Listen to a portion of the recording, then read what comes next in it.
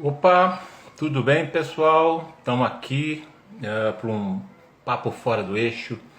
Hoje com a talentosíssima Bárbara Santiago, jogadora de rugby, né?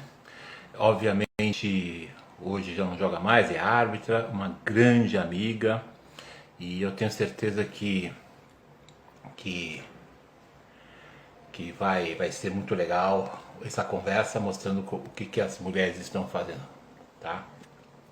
Vamos lá. Barbarinha, cadê você? Ainda não chegou. Daqui a pouquinho tá entrando. Pera aí, vai voltar aqui. Tá? Daqui a pouco ela tá aí. Entrou o Dudu, né? Entrou aí gente do pessoal das terapias. Ela vai contar um pouquinho da vida dela agora aqui em São Paulo, né? Vamos começar essa conversa de hoje para trás. Muitos de vocês conhecem a Babi, né? De trás para frente, né? Vamos bater um papo, vai ser muito legal, tá? Lembrar que o papo fora do eixo está muito ligado ao rugby fora do eixo, mas aqui a conversa é livre, solta, né? E tranquila. Importante a gente se conhecer e conhecer as pessoas que vêm aqui, né? Para quem não sabe, a gente estava fazendo todas as quarta-feiras, mas óbvio em função de muitas situações diferentes, a gente acaba fazendo conforme os convidados, né? Os convidados têm os horários dele, trabalham, têm a sua vida. Tivemos nas últimas semanas, foi uma conversa de Moçambique com a Priscila, nós tivemos uma conversa com a Cíntia da China, e assim vai, né? Opa, entrou aí a Babi, vamos convidar ela para entrar aqui comigo, não é? Vamos ver ela entrar, peraí que eu já te chamo, peraí, querida. Sugestões. Opa, vamos lá? Tá convidadíssima, Babi. Pode entrar se quiser. Isso.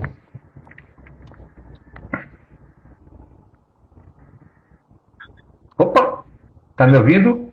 Oi, tô te ouvindo. Tudo bem? Tá. Tudo bom, querida. E você? Tudo ótimo. E Tirando essa esse vida dia de paulista? chuvoso, né? É, não tem isso, não tem onde se esconder com a chuva, né, cara? Agora eu me senti em São Paulo, verdadeiramente, né? Agora eu tô em São Paulo. Não tem isso, né?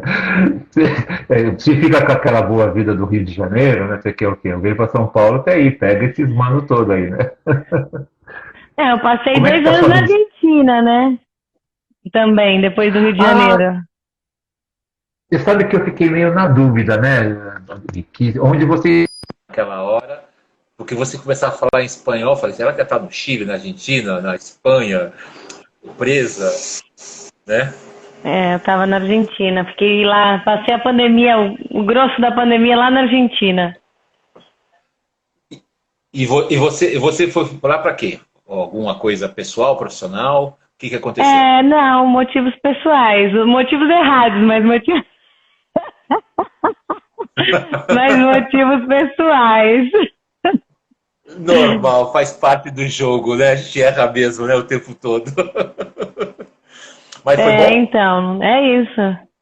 Cara, tiveram coisas boas, tiveram bons contatos, algumas coisas bem legais de rugby, mas assim, o grosso da Sim, pandemia eu passei lá, né? Então no começo, assim, meio, meio difícil. difícil, né? Todo o processo de mudança de país, de cidade, mas foi legal até, eu me adaptei bem, eu consegui começar algumas coisas desse trabalho que eu tô fazendo agora, eu comecei online lá. Então, acho que tudo bem, acho que foi bom. Tá tudo foi lado bom, lado ruim, né? Mas acho que foi bom. E acho que, assim, né, na pandemia todo mundo se revelou, né? Vamos fazer alguma coisa diferente, né? A gente teve que se reinventar, né? Tivemos que aprender coisas novas. Eu acho que já tinha muita gente no online, já tinha muita gente com esse tipo de trabalho, mas nós que não éramos desse mundo, é, acho que penamos um pouquinho, assim, algumas dificuldades, alguns desafios, mas foi legal, acho que é aprendizado. Tudo foi bom porque aprendemos muitas coisas novas. né? A galera do presencial. Você se acha velha, mas eu sou mais velho, então fique fria. Não, mas eu diria que eu sou tecnologicamente velha, entendeu? Assim, é mais uma questão de um estado em relação à tecnologia. Eu acho que tem para outras coisas eu até que sou jovem, tenho muita disposição e tudo mais. Assim, esse lance tecnológico, para mim, ele é um desafio grande, bem grande. Sim.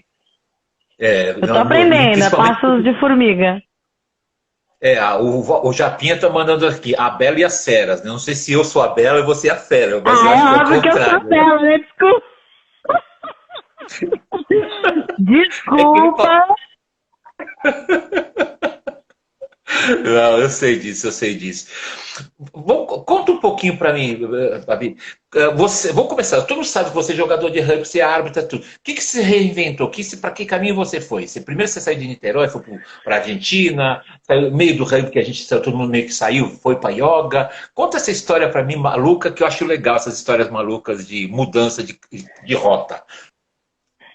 Na verdade, eu sinto que na verdade, eu não mudei. Eu acho que eu vou somando as coisas. E aí, às vezes, eu vou para um caminho, às vezes, desse caminho eu volto para o outro que eu já estava. Eu acho que eu vou acompanhando um pouco as marés, né? Eu nunca saí do rugby, né? Nem o rugby sai de mim. Eu acho que o rugby ele tem muito isso. Ou você ama ou você odeia. E quando você ama muito, né? Então é uma coisa que, assim, isso nunca deixou de fazer parte da minha vida. Eu deixei de jogar em 2017, no fim de 2017. Logo aí já comecei a apitar, a Nay me convenceu, vamos apitar. Eu já comecei a apitar. Eu já fui treinadora diversas vezes. E quando eu fui para a Argentina, eu já estava em Niterói apitando, fui para a Argentina também, já sabendo que isso seria um caminho. Né? O meu namorado da época, que era argentino, ele era árbitro também. Então, a gente tinha isso em comum, era algo a compartilhar e alguma coisa que a gente já estava meio direcionado aí. Então, o rugby e a arbitragem sempre fizeram parte depois que eu deixei de jogar e nunca deixou de fazer parte. Mesmo durante a pandemia, a gente tinha algumas atividades, inclusive eu participei de não sei se eu chamo de um treinamento aqui para os treinadores de árbitro, não é que, não sei se agora não sei bem se a Natasha tá aqui, Natasha me ajuda, como é que chama aquilo que a gente fez? Mas para a gente ajudar os árbitros em formação.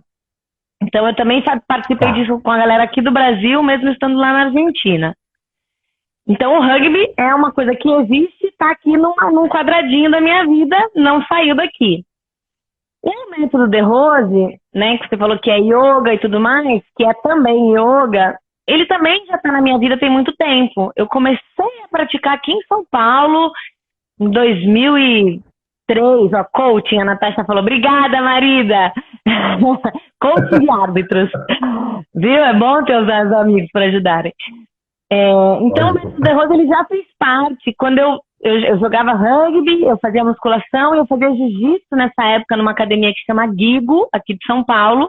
E eu comecei a praticar o The Rose Method na Gigo, há 13 anos atrás, nem sei quanto tempo atrás, muito tempo atrás. E foi uma coisa que também fez parte durante muito tempo. Essa minha instrutora, que é a Chandra, ela virou minha amiga. Então, mesmo quando eu estava em Niterói, eu vinha para São Paulo, eu praticava com ela, eu ia na escola, eu conheci outros professores. Então, é uma coisa que também já está comigo tem um tempo. Mas antes era um hobby, era um momento de estar com ela, de compartilhar com as pessoas que praticavam. Era uma atividade que eu gostava de fazer. E aí, lá em Niterói, teve um professor aqui de São Paulo que foi lá para Niterói durante um ano. E aí ele ficou dando aula para mim e para umas amigas lá em Niterói. E aí, depois de um ano, ele resolveu que ele ia embora. Que não estava rolando para ele lá e tal. E aí, a gente falou, bom, vamos ficar sem praticar, né? E eu sou professora de educação física, eu já dou aula de outras coisas. As minhas amigas que praticavam comigo falaram, mas dá aula você pra gente. Eu falei, gente, mas eu não sei ensinar isso. Eu sei fazer aqui, né? Tô aqui fazendo, eu gosto de fazer igual você. Não, mas você vai ter que dar aula pra gente. Eu falei, bom, não é uma ideia ruim. Então, eu voltei para a escola, assim, bem resumidamente, eu voltei para a escola com esse foco de me formar, de fazer a formação profissional para poder ensinar aquilo que eu gostava tanto de fazer, que me fazia tão bem. Então, a ideia foi voltar para aprender a ensinar, para aprender toda a parte por trás, né? A didática, enfim, tem muita coisa para aprender, né? Mas eu aprendi um pouquinho e agora, e agora eu dou aula. E aí eu voltei para uma escola lá no Rio. Então, aí nesse meio desse processo, eu busquei uma escola do The Rose Method no Rio de Janeiro para poder voltar a praticar com mais frequência e fazer o processo de formação profissional. Mas então, deixa é eu perguntar isso. uma coisa. Para quem é leigo, né? Eu sou um burrão na história, como muita gente é burrão. O que a yoga fez de bem para você e o que a yoga faz de bem para as pessoas de forma geral? Você veio de um esporte de contato, aquela coisa maluca pra caramba que todo mundo sabe como é que é. E o que trouxe de bom para você como pessoa, como atleta, como vida? Além do namorado argentino, lógico. O namorado argentino foi o rugby que me trouxe. Não tem nada a ver com o The Rose Method. Então, o The Rose Method, a gente trabalha assim, num princípio de que o The Rose Method não é yoga. Ó, tchan, ó a dificuldade agora. Rolou uma música tensa no final, um clima tenso. O professor The Rose sempre ensinou yoga, ele trabalhava com yoga, mas teve um dado momento que ele percebeu que o yoga, na verdade, o yoga que as pessoas buscam aqui no Ocidente, não é o que ele ensinava. E que o que ele ensinava não funcionava se as pessoas não trabalhassem outras áreas da vida, se elas não trabalhassem o comportamento, se elas não trabalhassem as relações humanas. Então, o The Rose Method, que é com o que eu trabalho hoje, ele utiliza técnicas do yoga, mas para essa reprogramação. Tá? Para a gente, como indivíduo, para nos tornarmos pessoas melhores, para termos mais sucesso nas áreas da nossa vida. E essas técnicas são utilizadas para a gente ter mais energia, mais vitalidade, mais força, mais flexibilidade, mais autoconhecimento de maneira geral. E a gente utiliza tudo que a gente ganha na parte prática para o nosso dia a dia. Então é isso. Então o que ele faz de bem é exatamente isso, na verdade. É trazer mais autoconhecimento, consciência das minhas ações, das minhas sensações, dos meus sentimentos, além de mais energia e vitalidade. Um corpo mais saudável, com muito mais energia, com muito mais vontade com muito mais movimento e tudo mais. E então, além do mais, você é uma de samba, de gafieira, não tem uma coisa assim também, que eu vejo de vez em quando você dançando? É bom pra dançar. Eu danço forró, na verdade. Eu danço forró, eu amo forró. E é muito engraçado, né? Como às vezes a gente, em alguns momentos, a gente negligencia algumas coisas que trazem prazer pra gente. Isso é uma coisa que o autoconhecimento, ele me trouxe muito, assim. Tratar de perceber as coisas que eu gosto de fazer, as coisas que me fazem bem, aquilo que eu quero fazer, sabe? Então o forró foi uma retomada também, que eu sou da época do KVA. Tem um pessoal aí das antigas que vai saber. É antigo o negócio.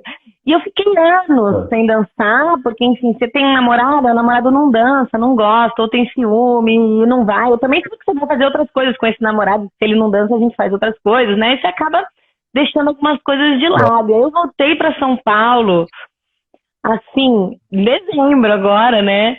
Na fúria de dançar forró. E eu vou toda semana.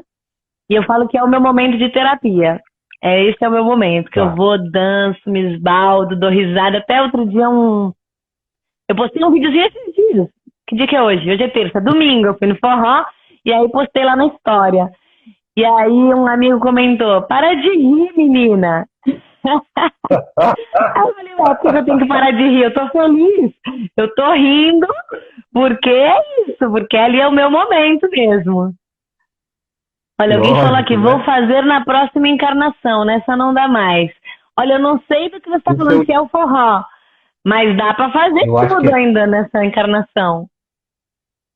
Babi, esse daqui, você sabe quem é esse cara aí? É aquele da ambulância, dos jogos, do Yarley, que conserta os narizes quebrados, é isso aí. Sei quem é.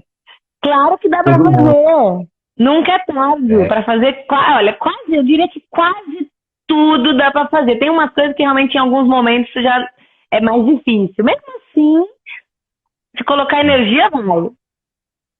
E você sabe que é uma coisa engraçada, Babi? Que durante a pandemia, o Pedro, meu filho, não sei se você lembra dele, né? Joga na primeira liga do Pasteur, e ele começou a me ajudar de novo a trabalhar um pouco mais a questão do corpo. Porque eu tinha parado de jogar, eu parei por causa de um acidente, não parei por causa do rugby, né? Isso é importante saber. E eu estava muito tempo sem poder fazer ginástica, por vários motivos. O joelho dói pra caramba muitas vezes. E ele começou a fazer esse trabalho. Você sabe que hoje, o dia que eu não vou na academia ou não vou fazer as minhas caminhadas, eu fico nervoso. Porque sabe aquela situação de prazer que você tem, né? Isso só a educação física, quer dizer, talvez a pandemia me ajudou, né? A fechar com isso, né? Isso é Eu legal. acho que é engraçado pensar isso. Claro, tem toda a questão hormonal, além da questão social, que Sim, também tem. Você vai ver gente, né? Troca uma ideia, sair de casa. Eu acho que a pandemia, para algumas pessoas, para os desportistas do externo, foi muito difícil num sim, primeiro momento, assim, para as pessoas que gostavam de correr, né? Mas para muita gente foi bom. Para aquela galera que não fazia, muita gente começou a fazer em casa, porque também estava em sim. casa mais tempo. É, Enfim, eu acho que muita gente conseguiu inserir atividade física dentro de casa. E acho que isso é muito Sim. bom, né, de maneira geral, assim. Para os pros que eram do exterior, com certeza colocaram atividade dentro de casa e ficavam igual uns malucos correndo dentro de casa, fazendo isso, fazendo aquilo, saltando de um lado para o outro. Mas teve muita gente que não fazia, ou que tinha pouco tempo, ou que tinha dificuldade, que realmente conseguiu estabelecer aí uma rotina mais intensa, né? Mais regrada. Isso foi bom, Sim, foi positivo. Tiveram coisas positivas na pandemia, né? Como tudo na vida, hum, positivos e negativos. exatamente. Né? Tem o lado positivo e negativo da história, né? Claro, não dá Deixa eu pra dizer que foi maravilhoso essa pandemia, né, gente? Tudo bem, a gente pode ficar horas falando do que foi negativo. Mas é legal a gente conseguir ver o que foi legal, o que foi positivo, né? O que a gente conseguiu tirar de lição, de bom, de aprendizado. E lá na Argentina, como é que foi esse dia a dia para você? A pandemia aqui no Brasil foi um terrível, né? Bom, porrada para tudo que é lado, né? Como é que foi lá na Argentina? Como é que as pessoas falavam, se comportavam, preocupadas ou não? Foi politicamente também muito violento ou não? As pessoas tentaram entender, vamos lá. Cara, logo que começou a pandemia, eu tava numa cidade muito pequena na Argentina. Hum, Eu tava num povinho, assim, chama Casilda. Eu sofro bullying até hoje por causa desse nome. Chama Casilda, é uma cidadezinha pequenininha, acho que ah, uns 40, 50 mil habitantes, ali perto de Rosário, que é uma cidade maior. tá. E, enfim, eu acho que no começo foi como para todo mundo, porque tudo fechou, né? Tudo fechou. Mas eu tinha a Sim, sorte de, na minha casinha, ter um jardinzinho e na frente da minha tá, casa ter uma pracinha.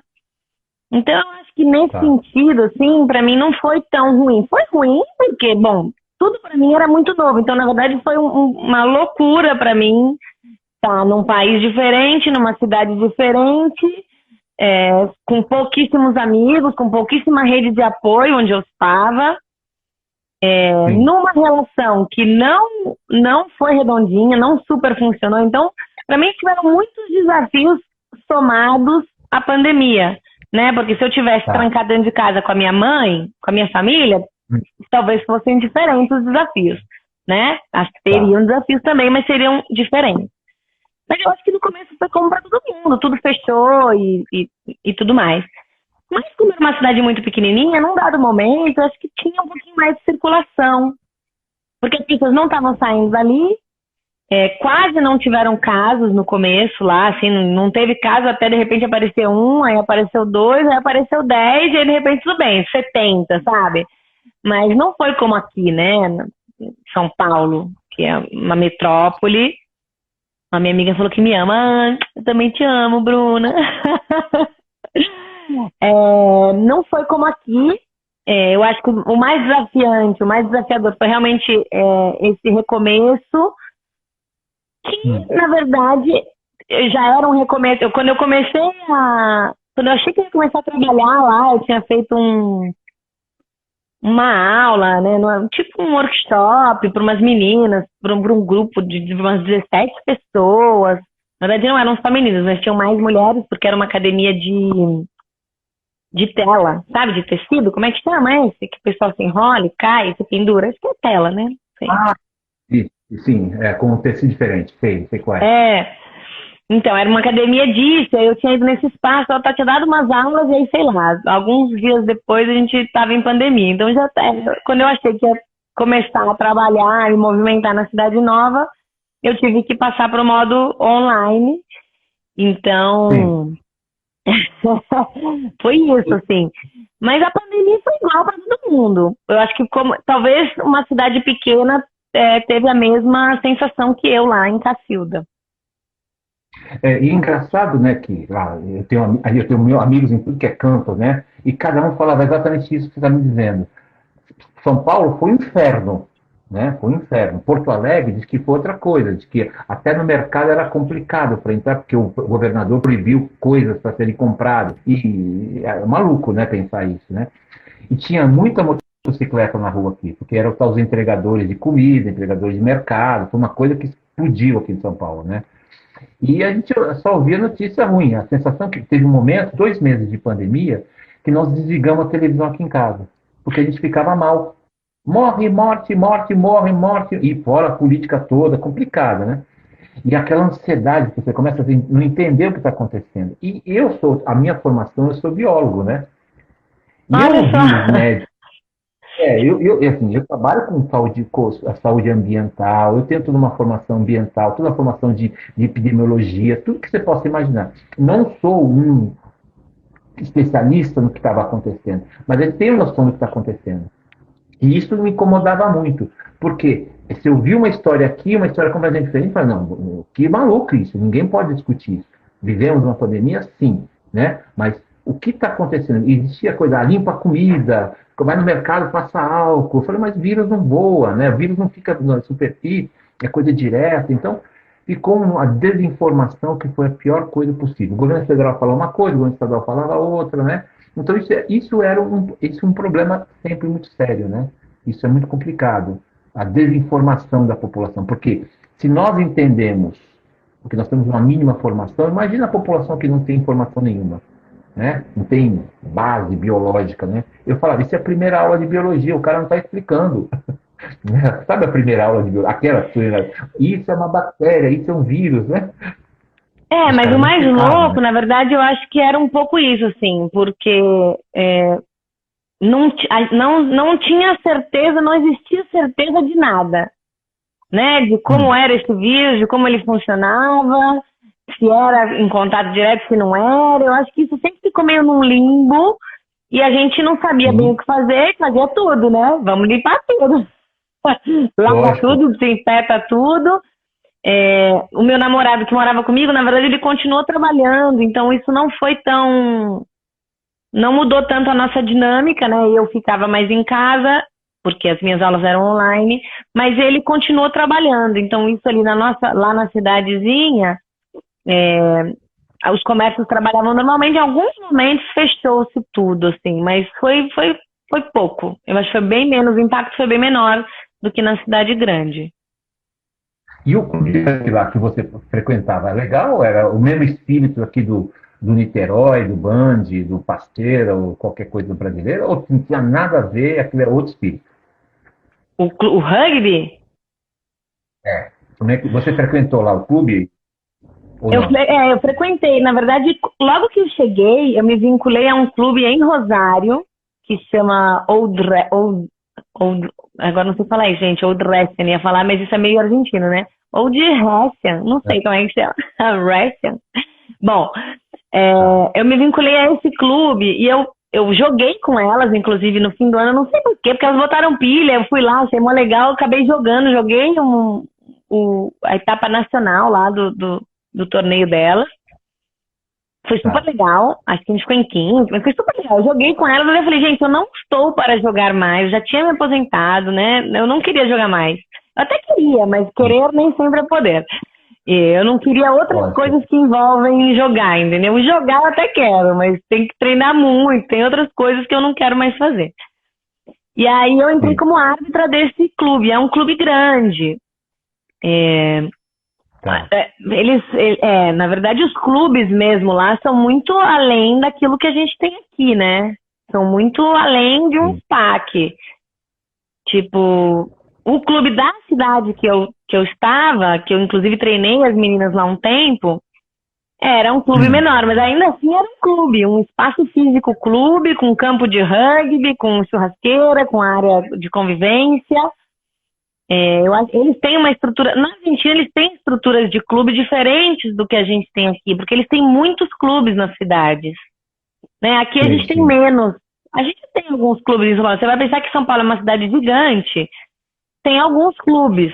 Não sei, tem o SPAC, tem, sei lá, Corinthians deve ter um clube, Pinheiro deve ter outro clube. A gente tem uns clubes assim meio espalhados. Né? Lá eles têm muitos clubes nos bairros, assim. Cada bairro tem um clube.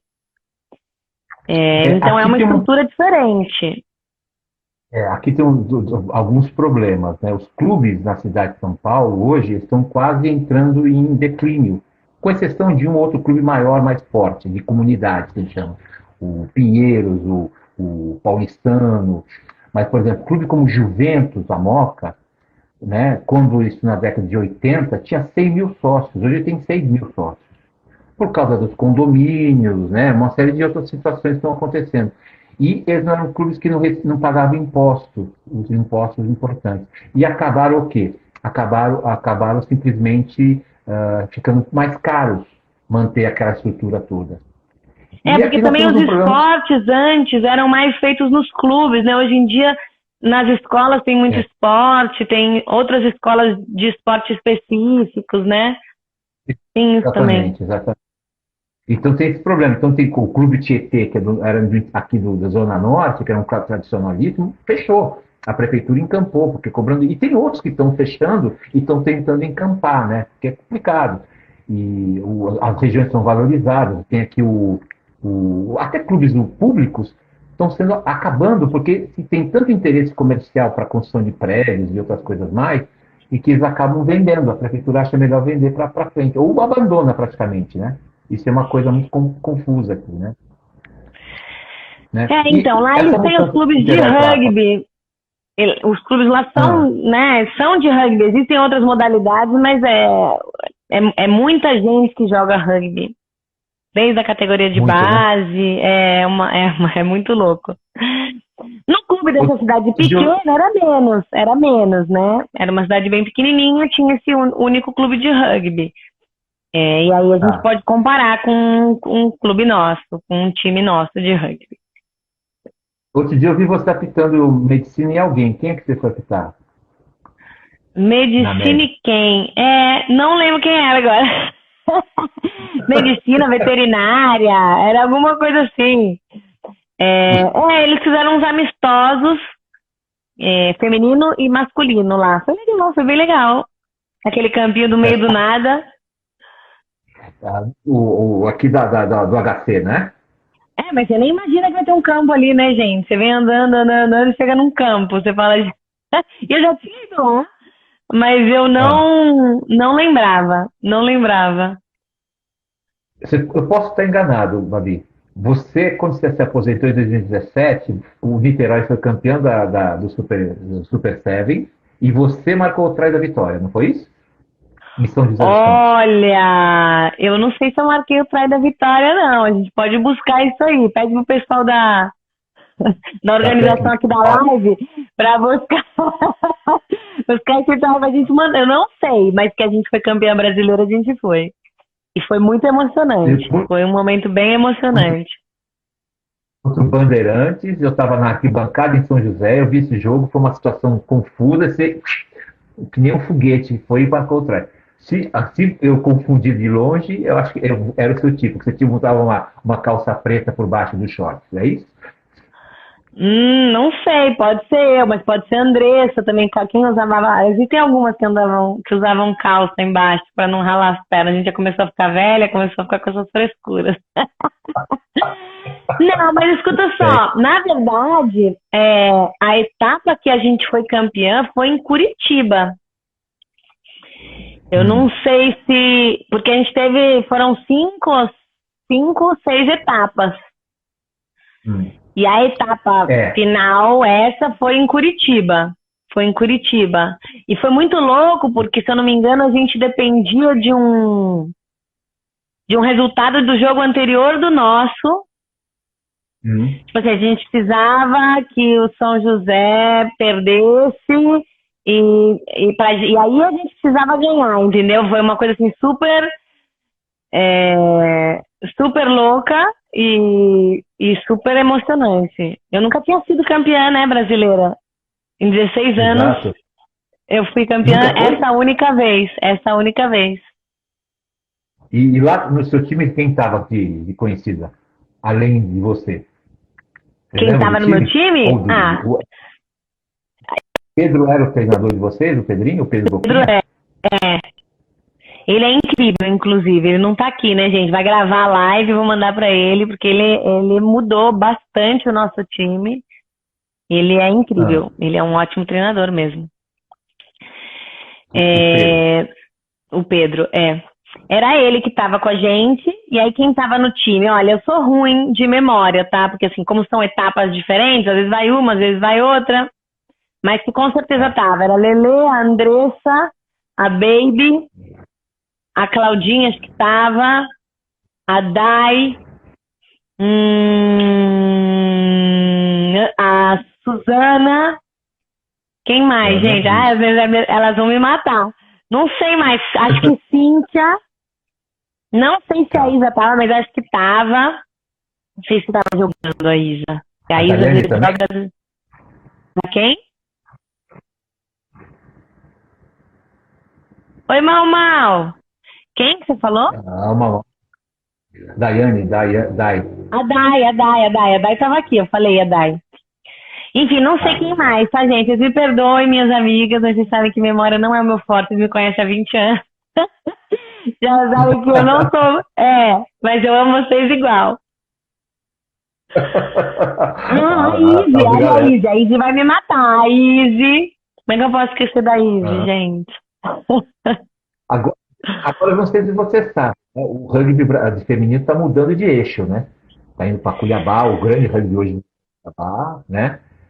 O Niterói está passando por um momento de transição, o SPAC está num terror danado, né? Eu não sei o problema do clube, né? Está causando muito problema. O Pasteur está voltando a crescer porque tem a Turola e a Baby lá trabalhando, né? Então está meio que mudando um pouco de eixo, né? E agora estão querendo desenvolver mais o 15. Vamos ver se a gente consegue, né? Porque não é a primeira tentativa.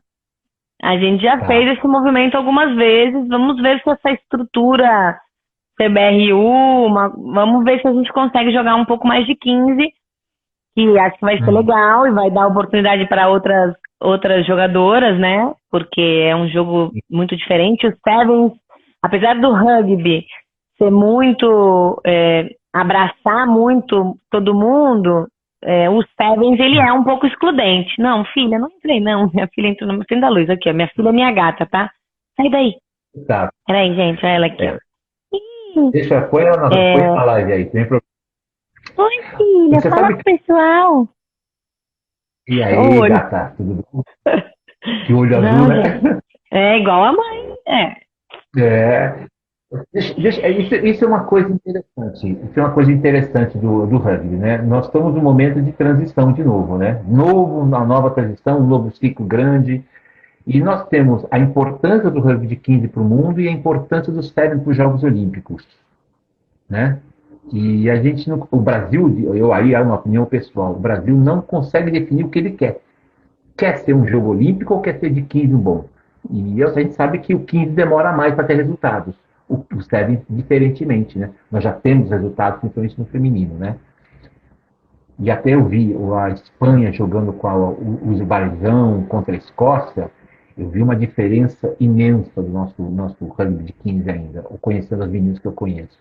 Você acha que dá para trabalhar os dois ou não? Você, hoje, mais experiente.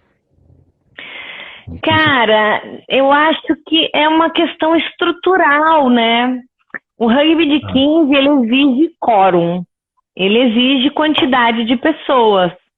E a gente ainda peca, porque na verdade a gente ainda peca nas categorias de base, a gente tem, por mais que o trabalho tá melhorando, tá avançando, a gente tem muito bons treinadores de categoria de base, Mal tá aí, ó, não sei se já saiu, tem a Cia, enfim, a gente tem um monte de gente trabalhando pela categoria de base, mas ainda não é estrutural, a gente ainda não tem o rugby como um esporte praticado pelas crianças e adolescentes. Então a gente vai aprender de grande. E aí, para aprender de grande, ainda ter uma grande quantidade de jogadores para poder formar esses times com qualidade, é difícil. Né? É difícil. E o projeto Nina tenta, teoricamente, fazer isso, né? O projeto Nina, né? Que estão fazendo agora. Eles tentam fazer isso, de certa forma, né?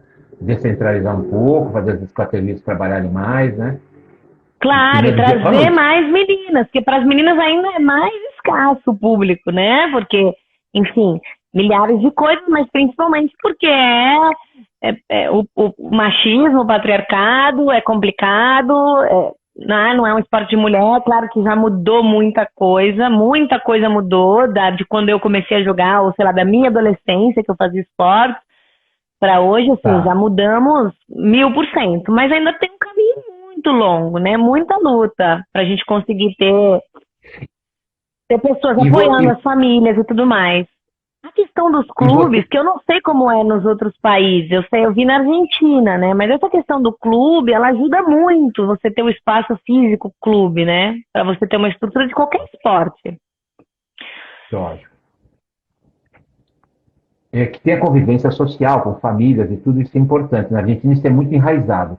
Muita gente fala, e isso eu conheço bem o rugby inglês e o irlandês, que a Argentina é um exemplo de clube, diferente de outros países, inclusive a Inglaterra, diferente da Irlanda, que eu conheço melhor, né? Porque é a coisa enraizada do clube que o pessoal se convive. Tem 600 mil atletas, você escolhe 20 fácil, né? E no Brasil não, no Brasil é pra você tirar. O que é engraçado porque é uma questão estrutural também, mas você vai ver a Nova Zelândia, por exemplo, eu acho que eles não têm tanta estrutura clube, mas eles têm a estrutura colégio. Então, você vai ver as escolas, todo mundo tem time, todo mundo treina, então é o que eu acho que é um pouco mais do que a gente poderia tentar se assemelhar em algum momento, né? Inserindo... As escolas aqui renegam os esportes muitas vezes, né? Eu como professora de educação física, agora, enfim, não sei mais como tá, mas eu sei que nos colégios particulares, de uma maneira geral, você tem uma oferta maior de esportes, mas algumas estruturas não ajudam nisso. É tipo, joga a bolinha lá, bota as crianças fazer qualquer coisa, também já mudou muito, mas ainda assim se vê essa situação em alguns lugares, sabe? Alguns lugares, como São José, Jacareí, agora o Liceu Pasteur está muito ligado ao colégio, né, ao colégio Liceu francês, por vários movimentos internos e externos, ajudam muito. O Rugby para Todos, que tem escola dentro da comunidade, né? Isso é muito importante para também perceber. E já teve movimentos anteriores, Rio Branco, o Colégio São Luís, né? Colégio Dante Alighieri, que eram colégios privados. Né? Eu sou da geração que me formei em escola privada e isso jogava o tempo todo. Toda uma geração de jogadores legais, Martoni, Diego Padilha, Roberto Calimeri, que são da mesma geração, foram todos da escola que saímos, né? Eram os amigos de classe, muitas vezes, né? Brincavam. Em que momento aconteceu essa quebra? Agora vai eu que pergunto para você. Em que momento... Eu dei treino no Pasteur no começo. Eu já dei treino no Pasteur também, mas em que momento deixou de ser tão forte nos colégios? Você consegue dizer isso? Diferenciar isso? Consigo. Foi década de 90... que houve uma quebra dos colégios. Os colégios, por algum motivo, simplesmente não queriam mais rugby, porque não tinha também gente para treinar, tinha o lobby do pessoal da educação física, que tinha que ser professor de educação física, né? E os meninos e meninas não sabiam dar treino. Então, houve todo o processo da década de 90 que as escolas abandonaram. Então, eu sou conto da minha cabeça, era Colégio Objetivo, Colégio São Luís, Colégio Rio Branco, Colégio Pasteiro, Liceu Pasteiro, o São Paulo, que era o colégio britânico ligado ao SPAC, o Objetivo, então tinha um monte. Então, na parte de 90, quebrou.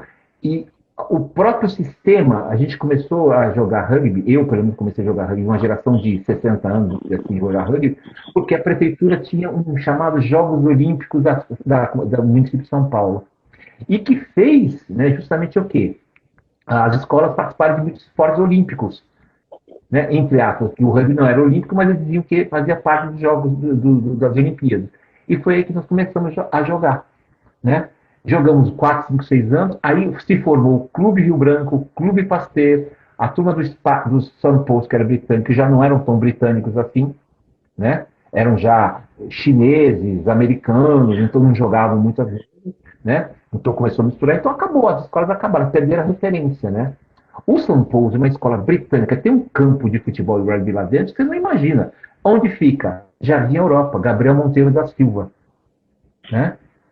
Coisa mais linda do mundo. A gente jogava lá e depois os caras convidavam para as festas do SPAC do centro. Então a gente jogava, batia, apanhava, e as meninas falavam, vamos assistir os jogos de lá também, né? E era legal isso, né? Então quando você vê isso, hoje não acontece. Quando você sai de um jogo, sei lá, Pasteur e São José, tem o terceiro tempo, vamos embora, né? Ninguém convida ninguém para a festa, né? O que mais convido algumas vezes é o pessoal do Niterói. Fica aqui mais um dia no Rio de Janeiro, fica mais um dia em BH. Então, é um jeito que mudou também, né? Eu acho que tem muito disso.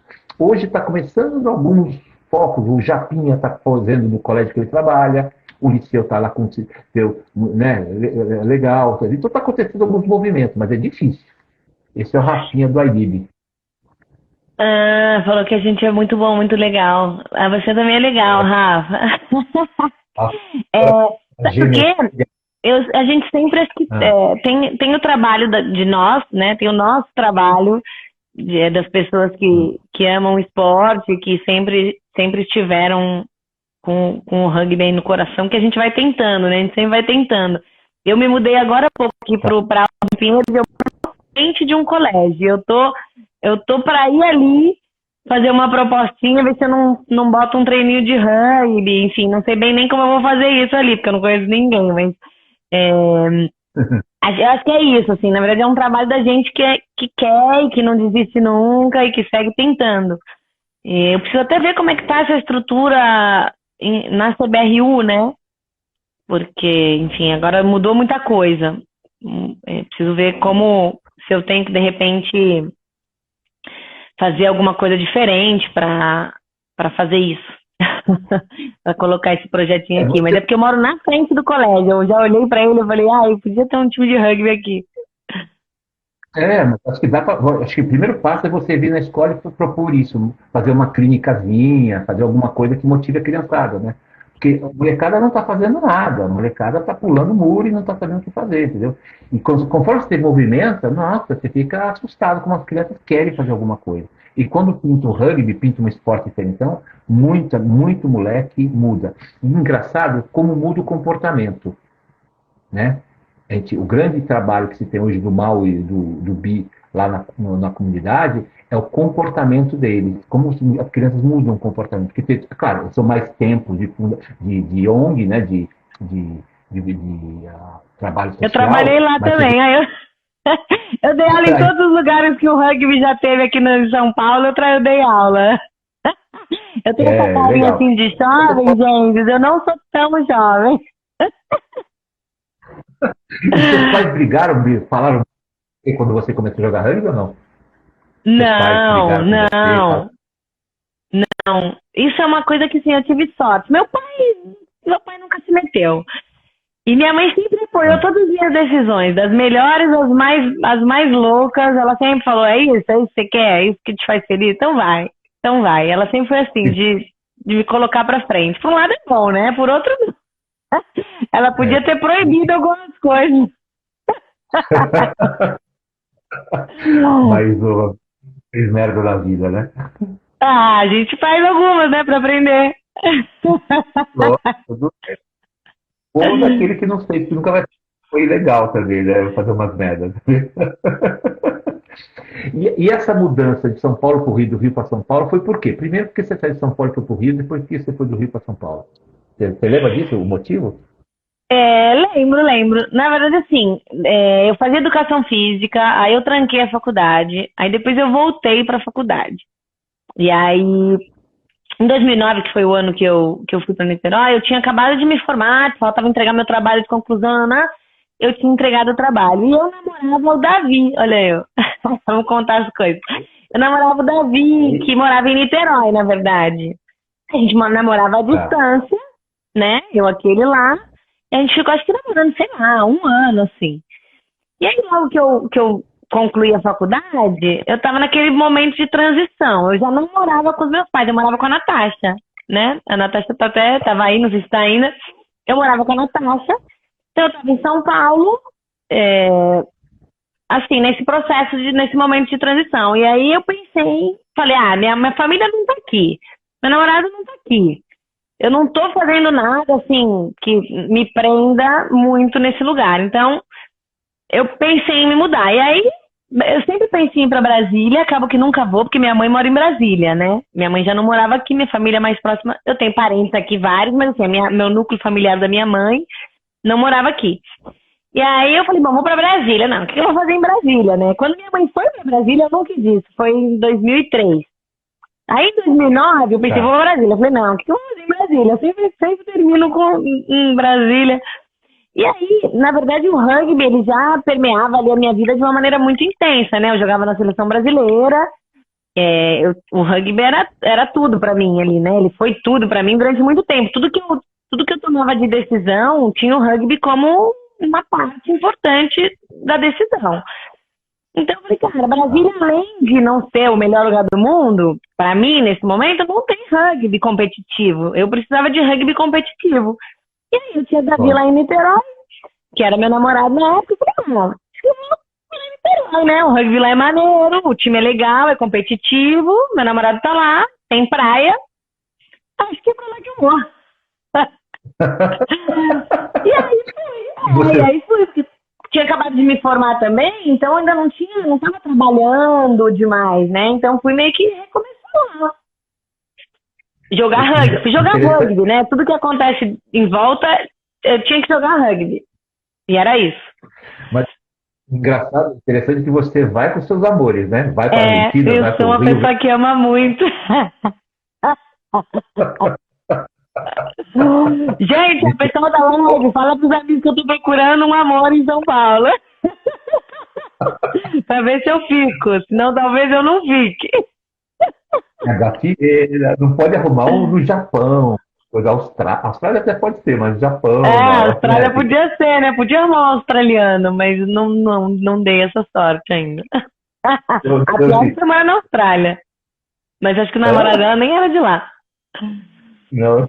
E o Flávio, que foi seu treinador da seleção, muito tempo? Ou quem foi isso? A maior parte do tempo foi o Flávio. Depois fui mudando, e aí minha memória não me ajuda muito. Eu tive o João, tive o Zé, e tive o maluco lá, que agora eu nem vou lembrar o nome, que foi o que me mandou embora. Enfim, não vamos entrar nesse assunto, que é uma... todo mundo. Mas enfim, o gringo, o neozelandês foi o último, mas o começo todo foi o Flávio, né? Eu não sei em que momento saiu o Flávio, 2009, 2010, 2011, já não sei. E ele que deu toda a estrutura feminina inicial para depois se tornar o que é hoje, né? Vamos dizer assim.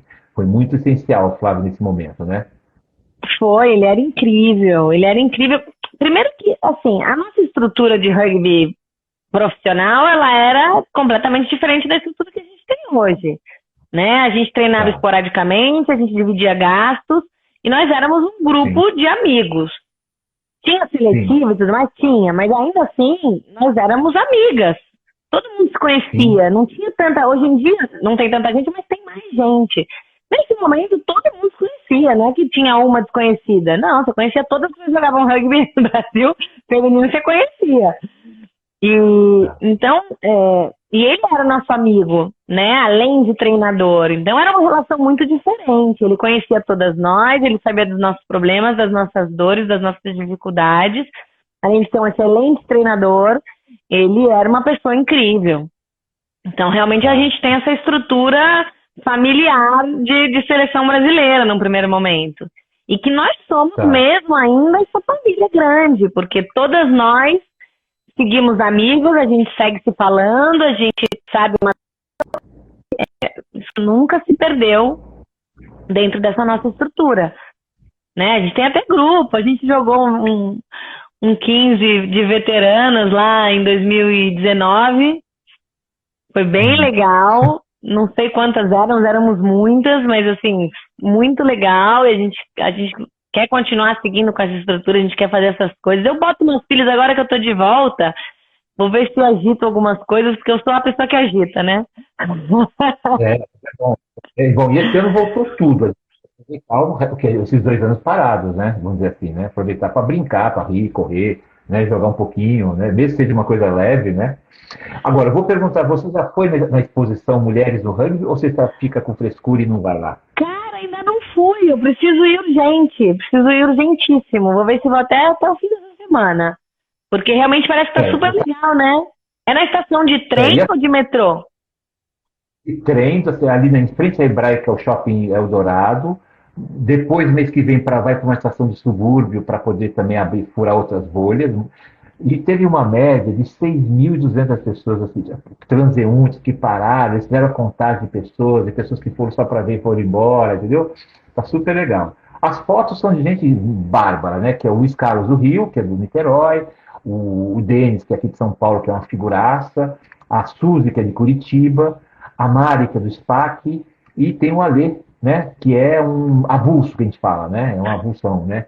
E o Rubens não quis participar, não sei por que não quis participar, mas tudo bem. E a gente fez uma seleção, foi difícil, porque todo mundo tinha milhares de fotos, né? E a gente não queria ajudar um ou outro, a gente queria mostrar todo mundo, cenas legais das mulheres jogando, né? Mas se não der para esses 2 meses, vai depois na linha amarela, que é mais fácil de ir para muita gente, e depois na linha lilás, que também é muito fácil. Então vai ter muita apresentação até o final de agosto, né? E é legal muito que legal. as pessoas estão vendo, né, a exposição, as mulheres, que eu acho que o legal é isso. Agora eu Tá? tenho uma E tem gente dúvida. que Lá tá. nessa exposição tem algum contato, tem alguma coisa ou não? As pessoas vão buscando depois aleatoriamente pelo rugby e encontram a gente. Como a gente não podia pôr assim declaradamente, fala com tal clube, tem lá um QR Code dos clubes e das pessoas que fotografaram.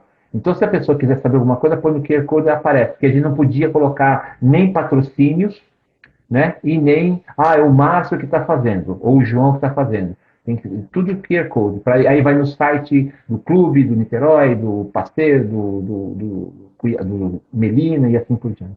Então foi uma forma que a gente encontrou, orientada pelo próprio metrô, porque a linha privada de São Paulo, que é a amarela, a lilás, essa do trem, fizeram de graça a exposição. A gente só tinha que pôr o material lá.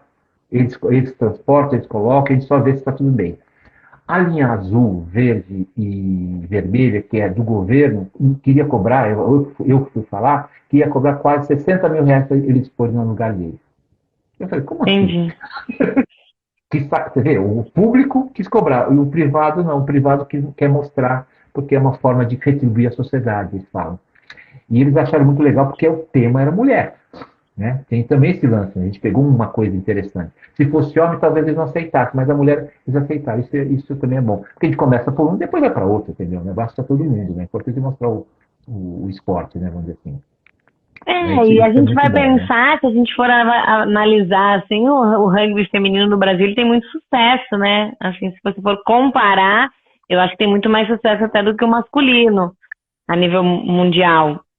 Então é legal mostrar Sim, esse trabalho, né? Mesmo sendo feminino, mesmo a gente tendo pouca gente, ainda vem dando resultados. uma parada. Oi. Aí, se você puder dar uma visitada no Pasteur hoje e visitar um dia, quem sabe, lá em Cuiabá, eu acho que você vai gostar também bastante, bastante do que você vai ver. Muitas meninas jogando, muita gente trabalhando, tá? Eu preciso ir, né? A Baby tá dando treino lá no Pasteiro, eu preciso ir mesmo. É porque como eu voltei há pouco tempo para São Paulo, eu tô me reestruturando de maneira geral, né? Eu antes estava morando com a minha tia, agora eu já me mudei para uma outra casa.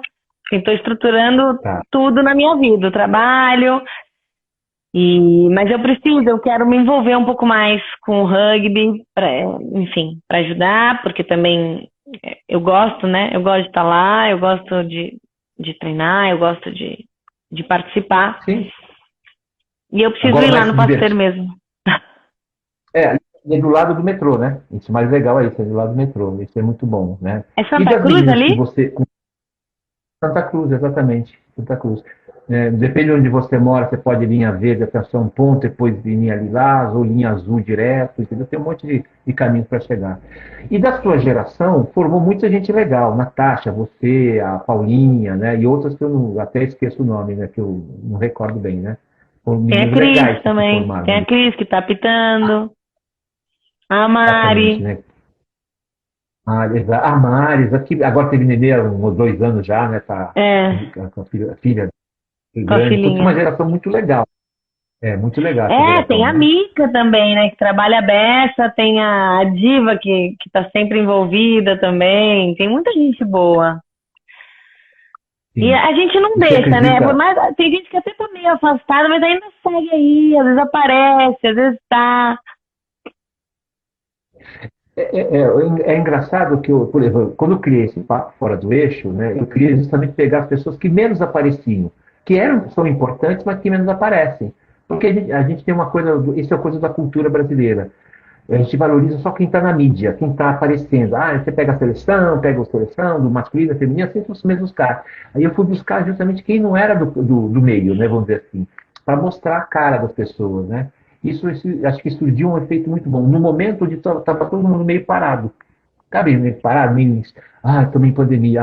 Vamos, esquece a pandemia, vamos fazer o trabalho da gente, né? Em vez de ter de divulgação. Então, hoje está se falando mais de Belém, falando da Bahia, do Porto Seguro, falando de Cuiabá, falando de Goiânia. Até Brasília, hoje tem já um rugby mais competitivo também. Não é ainda um rugby maravilhoso, mas já tem alguma coisa. A surpresa é o Delta do Piauí, cara. O Delta do Piauí é uma coisa assustadora, né, cara? O Delta realmente. E quando elas apareceram correndo a beça, a gente foi pensando de ver essas meninas. Do nada. São uns foguetes, né? Elas são muito rápidas,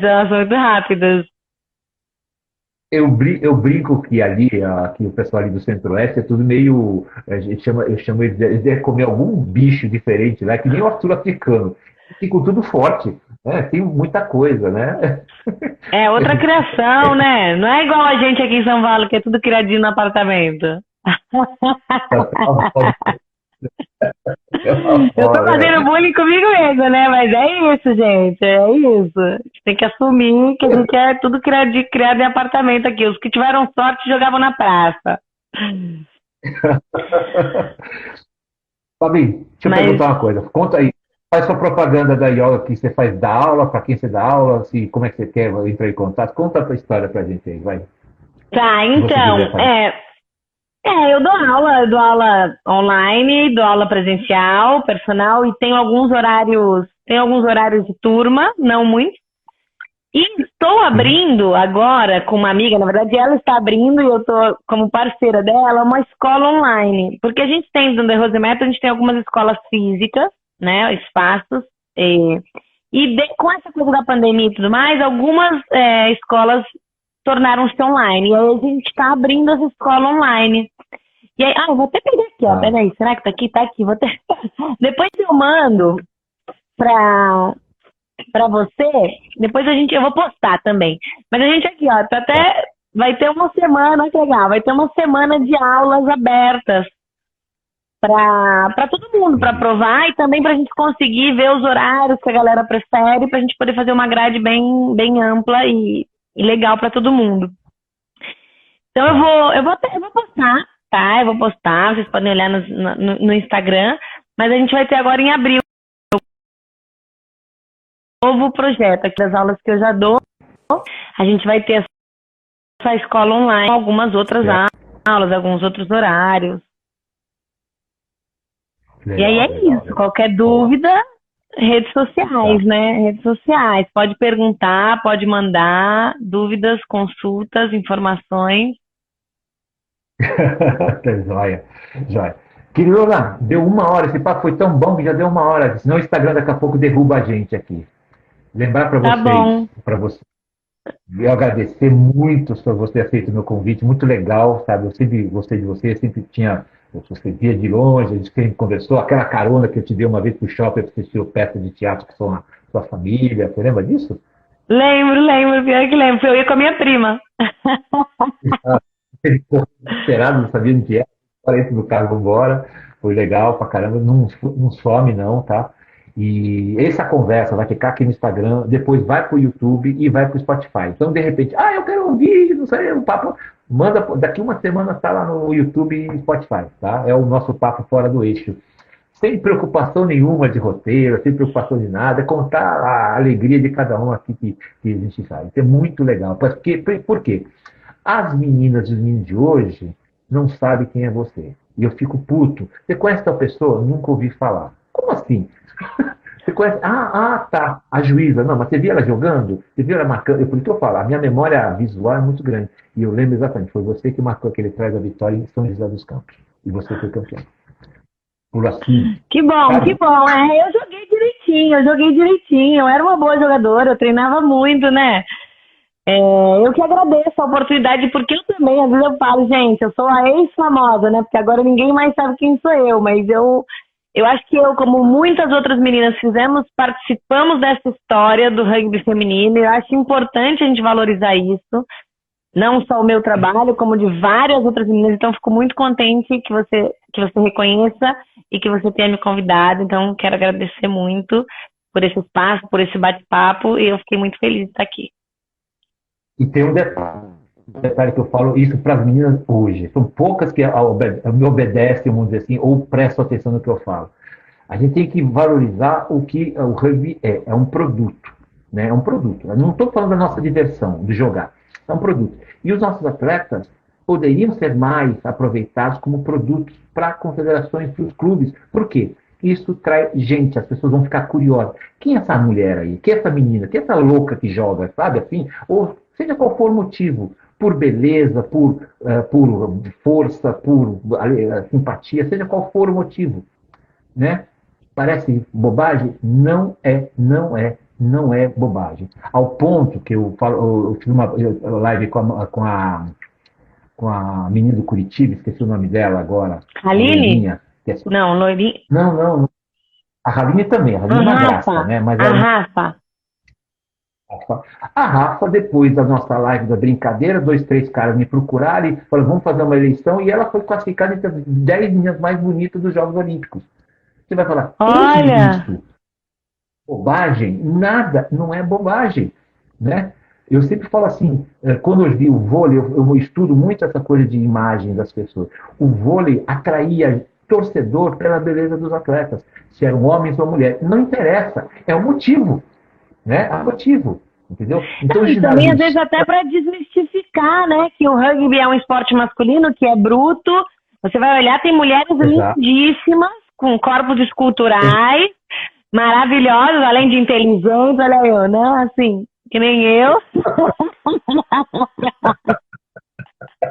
Exatamente. É bem isso mesmo. Ué, valorizar, eu acho que todo mundo tem o lado bonitão, cara, né? Isso é fato. Aí, tem até o Joel, o Joel do RPT, que tá lá no Chile e tá vendo a gente aqui. Joelzinho, beijo pra você aí em Santiago, tá?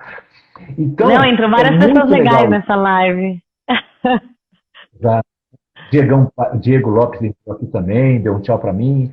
Então, assim, essa coisa assim, de fazer esse produto, trazer dinheiro, traz visibilidade, traz público, traz tudo. Por quê? Eu falo assim, o rugby é muito mais que só um esporte. Essa é a briga que eu tenho com muita gente. O rugby tem que trazer gente para ver, gente curiosa, que não vai jogar, mas é fã, mas vai consumir a camisa, a pipoca, a Coca-Cola. Eu tenho essa visão meio americanizada da história. E eu sempre falo assim, é muito engraçado, né? Quando os meninos não disputaram a vaga para ir para os Jogos Olímpicos, eu falei, como vocês não fizeram isso?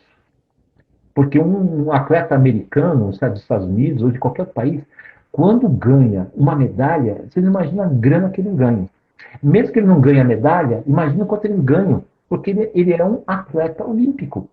Até nos países como Cuba, Rússia, países mais fechados, eles têm alguns privilégios. Parece bobagem, mas é importante isso também, né? Ele é um símbolo de pessoa com pessoas, muitas vezes. Né? Isso é muito doido pensar, que o Brasil não consegue aproveitar o que mais legal que nós temos. Uma variedade de gente bonita, legal, que joga pra caramba, muitas vezes, tem uma habilidade tremenda, né? E Na eu sempre verdade, canto. muitos são muito bons atletas e tem outros atributos, além da beleza também. Às vezes fazem outras Sim, sim. coisas, porque muitos de nós temos outras formações, né? A gente explora pouco mesmo. E todo mundo elogiou ele por causa do terceiro tempo. Eu falei, mas vocês têm que descobrir o que nós temos a mais ali no terceiro tempo, que é bárbaro, né? Que caiu muito, mas é bárbaro também. Tá bom, lindona? Tá Obrigado, bom, tá? muito obrigada, viu? Beijo pra você, tudo de bom. Precisando é só mandar mensagem aqui que eu respondo. Sempre, eu sou rapidinho para responder. Tá legal? Tá bom, Tchau, muito gente. Tchau. obrigada. Beijo, Tchau. obrigada para quem veio. Ó, espero você aparecer nos jogos, tá? Tchau. Tá bom. Tchau.